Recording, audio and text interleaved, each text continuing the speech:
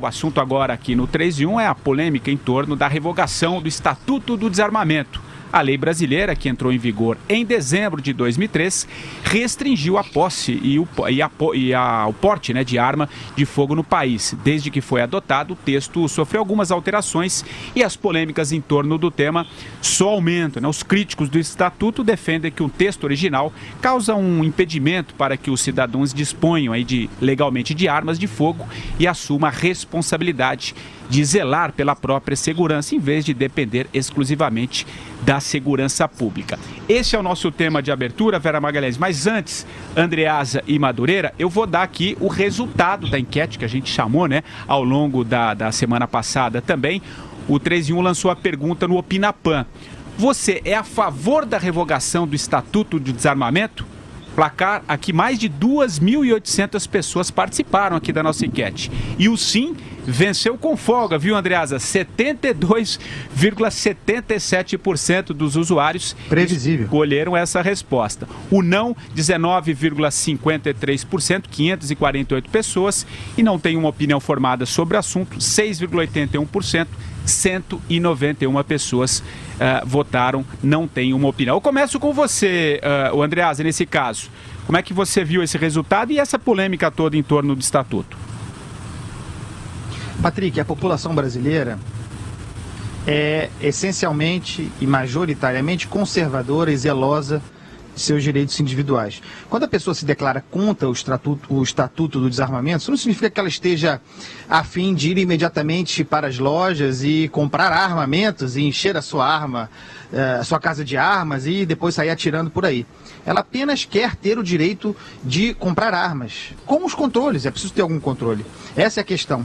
A lei que entrou em vigor em 2003, quando naturalmente um presidente petista assinou, Lula, ela tinha na origem ainda o bizarríssimo artigo número 35, aquele que foi posto para votação popular no referendo de 2005, porque, de fato, esse artigo dizia o seguinte: proibia a comercialização de arma de fogo e munição em todo o território nacional, acabava com o comércio. A população foi consultada em 2005 e disse esmagadoramente não a essa proibição. 64% dos brasileiros disseram não. Então você vê que o referendo e agora a nossa pesquisa, claro que não tem embasamento científico, mas elas mostram a posição da população.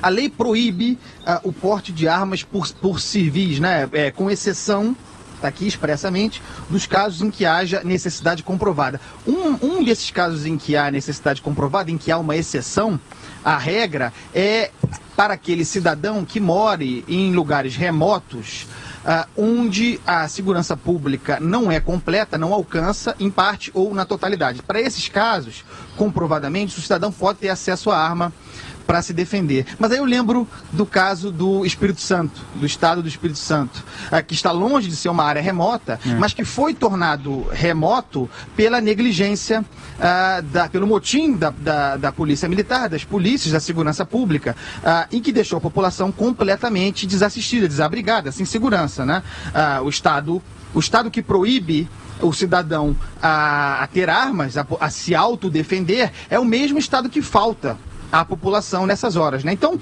tornado remoto, o Espírito Santo, virou terra de ninguém. Os bandidos, no entanto, fortemente armados, a população não tinha meios de se autodefender. E é apenas isso que a população quer, porque existem estados de exceção. Existem situações como essa, em que a população não tem segurança. A polícia em greve, amotinada, dê o nome que quiser a isso, e o cidadão exposto, porque o bandido não está contemplado pelo Estatuto de Desarmamento. O bandido não está entregando arma na campanha do desarmamento. Todos os índices de segurança pública, todos, sem exceção, se mantêm estáveis, eventualmente até subindo em termos de homicídio, desde do Estatuto de Desarmamento. É falaciosa a propaganda de que o Estatuto de Desarmamento diminuiu o homicídio. Não diminuiu. E é simples porque não diminuiu. Porque o bandido continua armado, porque ele compra armamento ilegal, ele compra armamento traficado. É contra o bandido que o Estatuto do Desarmamento deveria atuar, e não atua. Ô Madureira, e você? Qual que é a sua posição nessa questão? Eu aproveito esse clima pacífico do Carnaval e falando do desarmamento para concordar em gênero, número e grau com o meu colega Carlos Andreasa, porque o Estado brasileiro é um pouco assim mais longe, porque o Estado brasileiro tem mania de tratar o cidadão como criança, como incapaz, né? Então ele legisla sobre tudo, né? Enquanto que na Constituição americana, inclusive, o direito de você ter arma está na Constituição americana, uma ideia dos Founding Fathers, né? Do Jefferson, do George Washington, do Madison, os caras que escreveram a Constituição, que é para o cidadão poder, inclusive, se defender de um governo tirano, né? Eu, por exemplo, isso aí é um caso, ter arma ou não ter arma, na minha opinião, é igual a coisa do aborto. É uma questão individual. O indivíduo adulto, ele tem capacidade de julgar se ele pode, se ele tem responsabilidade para ter uma arma. Eu não teria uma arma, eu tenho medo de acidentes com crianças, eu tenho várias coisas, mas eu acho... Eu defendo o direito do meu vizinho ter arma, de qualquer cidadão ter arma, e responda por isso. Eu acho que isso é, como o Andrés, aliás, disse muito bem, você proibindo, quem vai usar a arma com má intenção, quem vai usar a arma de uma forma dolosa, maléfica, que é o bandido, esse, com proibição ou sem proibição, ele tem arma e armamento pesado. Eu tive outro dia fazendo uma palestra em Foz do Iguaçu, me contaram que você pode comprar qualquer arma lá em Cidade do Leste, que entregam na tua casa aqui no Rio de Janeiro. Imagina só como o Andreasa, né? Vou concordar ele de novo, as nossas fronteiras são uma peneira, né? Então você compra uma arma qualquer, uma bazuca, sei lá, um canhão, e entregam na sua casa em Copacabana, em Ipanema, no Meia, em Jabaquara, onde é que for. Então essa legislação acaba sendo uma tremenda hipocrisia e deixa o cidadão direito, o cidadão responsável, sem a capacidade de escolha. Porque, como aquele artigo que até o Andreasa citou, que onde não houver o alcance da segurança pública, o cara pode andar armado. Bom, eu digo para você que eu moro no Jardim Botânico, Rio de Janeiro, e a segurança pública não chega aqui. Entendeu? Eu não moro num lugar isolado. Ô, Vera Magalhães, queria ouvir, você acha também que é uma... Eu queria discordar dos dois. Opa, então vamos lá. Porque por mais que não haja uma comprovação de que o Estatuto do Desarmamento reduziu os índices de homicídio ou mesmo de acidentes com armas, eu não acho que os civis são aptos, são preparados, são treinados para usar arma de fogo sem causar mais danos. Eu sou contra a autodefesa, eu não acho que o cidadão de bem deve se armar para se defender de bandido, ele não é treinado para isso, ele não tem o mínimo traquejo e preparo para usar armas, e isso também não vai impedir que os bandidos continuem comprando armas ilegais, armas vindas por contrabando, nada, não vai mudar nada. Você vai armar a população civil, você pode fazer com que um jovem pegue a arma na casa do pai, leve para a escola e a gente tenha cenas como as que acontecem nos Estados Unidos. Eu acho que a sociedade se armar não é resposta para a criminalidade. Diga, Madureira, estou vendo que você está levantando a mão. Não, olha só, Vera, essa questão, usar arma é igual dirigir carro. É a mesma coisa, você tem que ter habilitação. A Andreasa mesmo falou, não é chegar na loja da esquina e comprar uma Magnum 1.365.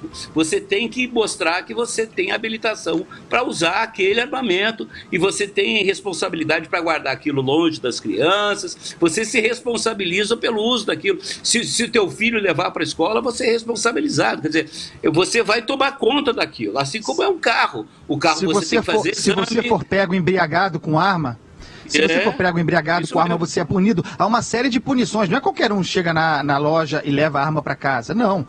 Mas que a pessoa pode ter o direito de postular estando em condições, é óbvio que deve. Madu, eu tenho até estatísticas aqui para apresentar, né, que mostram a falácia do discurso do Estatuto do Desarmamento, se me permite. Nos últimos 10 anos, ou seja, um período em que o Estatuto já estava em vigor, o aumento dos homicídios causados por arma foi de 7%, tá?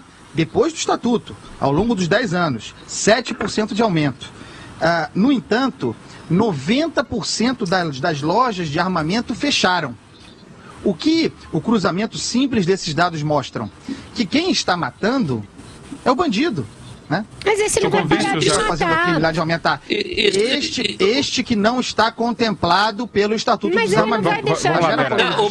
Andreas, o Brasil ganhou o campeonato mundial de homicídios ano passado, ganhamos até da Síria, com o Estatuto do Desarmamento em vigor. Gente, mas não é a revogação do Estatuto que vai mudar essa realidade, porque não é o homem de bem e o civil se armando que o bandido vai deixar de matar. O que você tem que fazer é treinar as polícias, armar de armamentos modernos as polícias, que são as encarregadas de conter a criminalidade, investir em educação e outros aspectos que façam a criminalidade reduzir, porque os bandidos vão continuar matando, não é porque liberou o Estatuto, liberou a compra de arma, pera um minuto, gente, não é porque liberou a compra de arma que o bandido vai parar de matar, ele vai falar, opa, agora eu vou chegar lá na casa da dona Maricota, ela vai ter uma arma, melhor eu não ir, não vai acontecer isso. Então, eu acho que falacioso é esse outro argumento. Desculpa. Acontece sim. Vera, até agora, nos argumentos que eu apresentei, eu apenas pretendi desmontar um lado, a falácia segundo a qual o Estatuto de Desarmamento melhora a segurança pública, melhora os índices de violência. Isso é mentira, está comprovado. São coisas separadas. Agora é hora de discutir o modelo de Estado que a gente quer. Aí é falar de Estado. Eu pessoalmente, eu não quero ter arma na minha casa, não tenho interesse por arma, não é um assunto que me interessa. Mas eu quero viver sob um Estado que me permita ter armas se eu quiser, que me dê essa liberdade. Acho que isso é um direito individual. Essa é uma questão conceitual. Mas hoje Agora, em dia, há estatísticas também, só concluir, nos Estados Unidos, há estatísticas de que as pessoas que possuem arma para uso privado, submetidas à violência, a um assalto, a um ataque, a uma invasão da sua casa, tem 75% de chance a mais de sobreviver a esse ataque do que as que não têm. Então, Vera, ter arma em casa e viver num estado em que o bandido sabe que você tem arma em casa ou que você pode ter, é sem dúvida nenhuma mais seguro. Isso aí é uma estatística que tem outras diferentes, que também podem apontar no outro sentido, apontar no sentido de que quem tem em estados que permitem as pessoas terem armas, acontecem mais daqueles trágicos acidentes em escolas, por exemplo, nos Estados Unidos. Isso é exceção, né, Vera? Não é. Os Estados Unidos têm uma cultura armamentista. Estatisticamente, estatística para todo acidentes de violência que acontecem nos Estados Unidos e em outros lugares do mundo, um sujeito maluco sair matando todo mundo, do ponto de vista estatístico, isso é igual você ganhar na Mega Sena acumulada sozinho. Entendeu? O terror que isso provoca é a consequência nefasta. É a mesma coisa do ataque terrorista. Você ser vítima do ataque terrorista é mais ou menos como você ganhar na Mega Sena sozinho. A ideia dos terroristas, quando faz o ataque, é meter medo na população. Mas voltando ao desarmamento, uma arma, ela é um instrumento de dissuasão, assim como as câmeras de vigilância, assim como você colocar a tranca na porta, assim como você colocar o segurança, o bandido, o ladrão, sabendo que existem formas de dissuasão, ele prefere atacar alguém que não tenha nem arma, nem câmera de segurança, nem tranca na porta, nem nada. Essa é a lógica. Ninguém pensa, ninguém compra uma arma com a ideia de usar. As pessoas compram uma arma com a ideia de se defender e, se for o caso, em último caso, ela tem a possibilidade, a opção de se defender ou não, né? In extremis. Madureira, Andreas, alguma colocação ou já podemos encerrar nossa... Não, tem até a piada recente a respeito do motim lá e da situação de barbaridade no Espírito Santo, de que só dois tipos de comércio não foram saqueados, né? Não houve nenhum registro. Livraria e loja de arma. Não é à toa.